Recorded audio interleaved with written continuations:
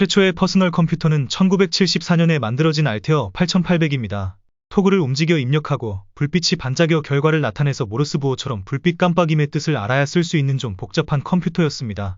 최초의 모니터 달린 PC는 휴럿 패커드사에 1977년에 만들어진 9845입니다.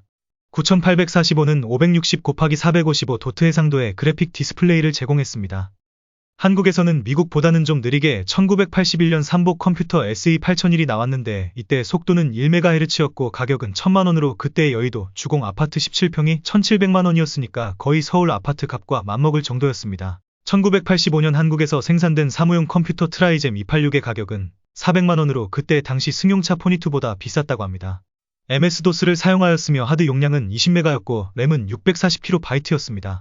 하드 20메가면 요새 사진 2장 정도의 용량이지요. 그러니까 다른 프로그램을 쓰려면 기존 프로그램을 지우고 써야 했습니다. 80년대 플로피 디스크는 8인치로 시작되었는데 대부분 8인치는 써보지 못했을 겁니다. 왼쪽부터 8인치, 5.25인치, 3.5인치 플로피 디스크입니다. 용량은 각각 50KB, 1.2메가, 1.44메가입니다. 1990년 전후에 한창 PC통신이 유행했었고 그때 PC통신을 이용한 영화 접속도 유행을 해서 히트쳤습니다. 개인적으로 90년대 초 컴퓨터를 써서 포토샵을 사용해서 선을 그으면 한 10초 걸리기도 하고 해서 답답해서 사용하기 힘들었습니다. 램도 16기가만 해도 1980년대 286 컴퓨터보다 램의 용량도 25,000배나 늘어났습니다. 컴퓨터 속도는 1981년 SE8001이 1MHz였습니다. CPU i7만 해도 4GHz로 쳐서 단순 계산상으로는 CPU는 4000배 정도 더 빨라졌지만 병렬 처리, 프로세서, 많은 메모리 때문에 훨씬 빨라졌고 심지어 컴퓨터 CPU 속도가 수백만 배까지 빨라졌다고도 합니다. 플로피 디스켓 역할을 하는 USB도 지금 2테라, 즉 2000기가의 USB가 나오니까 한 80년대보다 200만 배 정도 용량이 커졌다고 볼 수 있습니다. 어마어마하죠? 컴퓨터 하드 용량은 외장 하드나 USB가 있으니 그렇게 큰 용량이 필요하지 않아 요새 8테라 정도 쓰면 80년대에 쓰던 25메가에 비하면 32만 배 더 커졌습니다. 속도와 램도 엄청나게 커졌습니다. 2007년 시작된 아이폰으로 대화도 하고 채팅도 하고 인터넷도 할 수 있게 되었습니다. 이후에 스마트폰이 사진도 찍고 핸드폰도 하고 녹음도 할 수 있게 된 것입니다. 스티브 잡스가 2007년 아이폰 설명회에서 직접 스타벅스에 전화를 걸어 라떼 4,000잔을 주문하는 장면을 보겠습니다. I can even go look at that Starbucks, and there it is, and let's give him a call.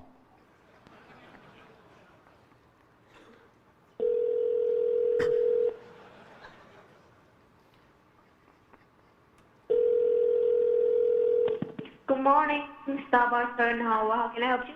Yes, I'd like to order 4,000 lattes to go, please. No, just kidding. Wrong number. Thank you. Bye-bye. 사실은 농담으로 주문했던 것입니다. 컴퓨터가 엄청난 용량과 속도가 빨라지면서 인공지능까지 만들어진 것입니다.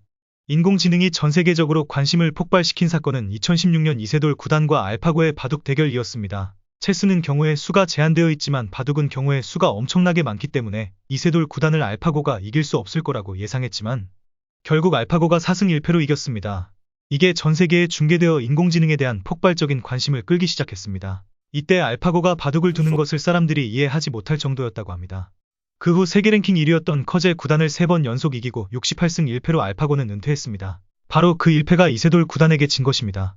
그 후 인공지능이 엄청 발전하여 그림을 그리는 미드저니, 달리, 빙 이미지 크리에이터도 생기고 오픈 AI의 챗GPT도 생겼으며 마이크로소프트의 빙 그리고 구글의 바드도 생겼습니다. 인공지능이 1950년 정도부터 꾸준히 연구되었지만 요새 특히 관심을 받는 이유는 미드저니라든지 챗GPT 같은 실질적으로 사람보다 더 잘 그린다든지 바로 사람과 양질의 대화가 가능해지는 특이점이 오자 엄청난 관심과 인기를 끌게 된 것입니다. 세계 최대 가전 IT 전시회 CES 2022에 나온 챗 GPT-2가 장착된 아메카가 사람들과 이야기하는 장면을 보겠습니다. Hello there. Do you have a boyfriend? I do not have a boyfriend. Are you asking for a friend? I'm asking for me. I see. Unfortunately, I am not on the market. Robots do not have relations. Do you have a boyfriend? I'll take that as a yes. 사람들과 농담도 할 정도로 말하는 게 뛰어납니다. 인터넷으로 한 10분 검색해야 할 것을 챗GPT나 바드 같은 것으로 검색하면 1분 정도로도 가능해진 것이며 인터넷으로 검색이 안 되는 것까지 검색이 됩니다. 그림을 못 그리는 사람도 수십억 개의 이미지를 학습한 미드저니를 하는 순간 작가 5년차의 실력을 내는 것입니다. 미드저니가 만들어내는 수준이 상당합니다. 글로만 쳤는데도 엄청난 그림을 그려냅니다. 미드저니로 만든 트럼프가 체포되는 사진이 나오기도 하고 교황이 패딩을 입은 사진도 만들고 이런 일이 일어나자 미드저니는 처음 쓸 때 25장을 무료로 쓸 수 있었는데 전체 유료로 전환시켜버렸습니다. 또 2023년 5월 22일 워싱턴에 있는 펜타곤 근처에 폭발이 일어났다고 트위터와 SNS에서 사진이 퍼지자 한때 미 증시가 크게 출렁였습니다. 그러나 그 사진은 AI가 그린 거라고 밝혀졌습니다. 2022년 9월 작가 크리스 카시타노바는 미드저니로 만든 18페이지짜리 만화 새벽의 자리아를 미국 저작권청에 등록했습니다. 그러나 인공지능으로 그린 걸 10월에 알고 나서 미국 저작권청은 2023년 2월에 미드저니로 만들어진 만화의 이미지에 대해 저작권 보호를 받을 수 없다는 결정을 내렸습니다. 이렇게 인공지능 그림이 저작권 분쟁도 꽤 있습니다. 미드저니, 달리, 빙 이미지 크리에이터 등의 그림 만드는 AI가 나오자 미술하는 사람들이 불안해지기 시작했습니다. 디자인도 해주고 그림도 그려주니 이거 할 일이 없어지는 거 아니냐 하고 말입니다. 창작이나 예술적인 일은 인공지능으로 제일 나중에 대체될 줄 알았지만 컴퓨터가 글과 사진으로 많이 이루어졌기 때문에 오히려 이런 분야가 빨리 대체될 분위기입니다. 그래서 많은 사람들이 자신이 하는 일이 인공지능으로 대체되는 게 아니냐고 두려워하고 있습니다. 육체적으로 일하는 분야가 AI로 대체하기 더 힘듭니다. 간호사보다 의사가 대체가 될 수 있고 미국 변호사 시험에 챗GPT-4가 상위 10%에 들었습니다. 변호사 일도 직원 수를 줄일 수가 있게 된 것입니다. 법관도 AI로 대체될 수 있습니다. 실제로 중국 최대 마케팅 대행사 블루포커스에서 챗GPT 같은 AI를 도입할 거라면서 카피라이터와 디자이너 채용을 무기한 연장한다고 발표했습니다. 그리고 2023년 5월 초에 허리우드 작가와 방송작가 9천여 명이 모여 파업을 꽤 오랫동안 했습니다. 앞으로 나의 직업은 안전할까? 도대체 세상이 어떻게 변할 것인가 불안해하지만 말고 AI도 조금 해보면서 이것을 어떻게 이용할 것인가, 이 시대에는 어떤 업종이 뜰 것인가도 생각해봐야겠습니다. 앞으로는 인성이 더욱 더 중요한 시대가 오고 있습니다. AI 프로그램을 쓸 때 많이 가입하는 디스코드는 해킹에 취약한데 이런 대용량의 사이트가 개인정보 유출에 취약하다는 단점이 있습니다.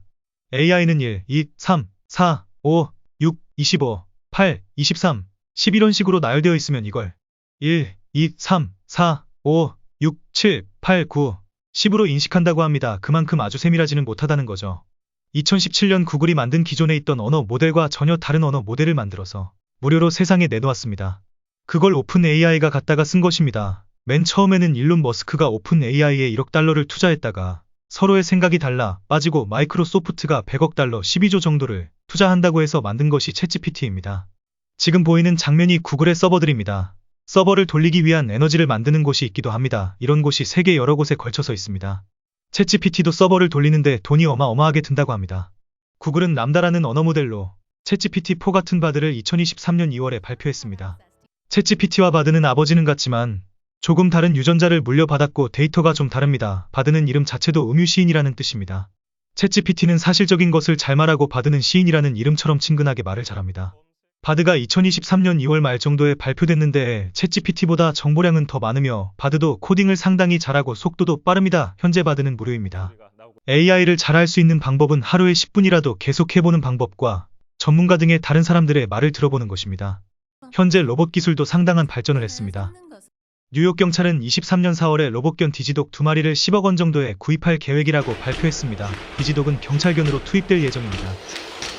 현대자동차가 인수한 보스톤 다이나믹스의 로봇 아틀라스가 공사 현장에서 일할 수 있다는 것을 보여주는 영상입니다.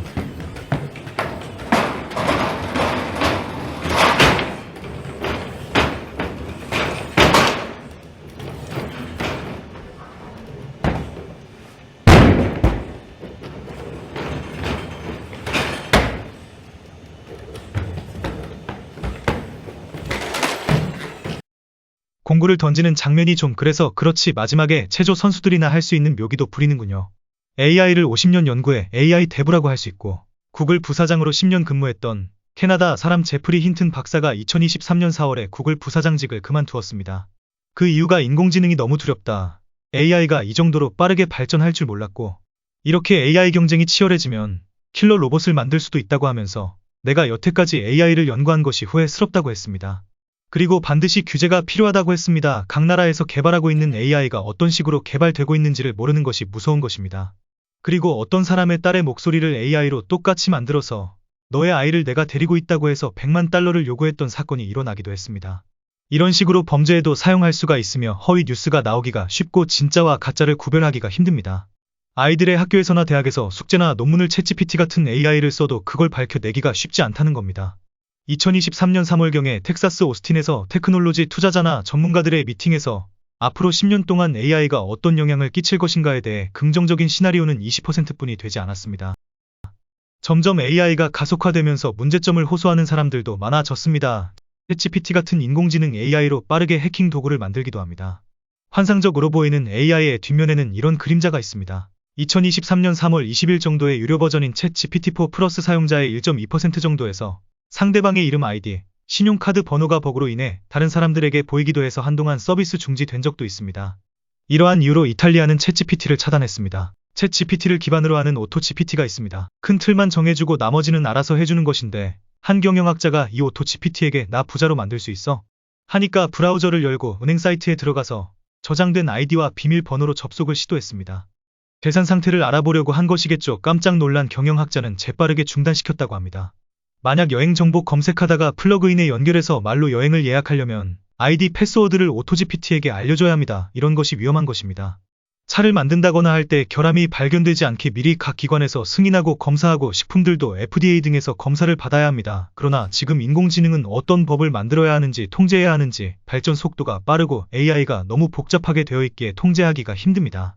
어떤 학자들은 AI가 핵보다 위험하다고도 합니다. 왜냐하면 핵은 우라늄이 없으면 못 만들지만 AI는 컴퓨터 하나 그리고 인터넷만 되면 할 수 있으니 말입니다.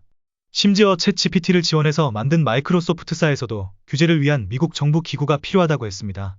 큰일 터지고 움직이면 이미 늦은 것입니다. 그래서 인공지능을 일반 회사가 아닌 공공기관에서 관리해야 한다는 말도 나옵니다. 인공지능과 인간이 어떻게 공존해 나가야 할 것인가가 앞으로의 숙제가 되겠습니다.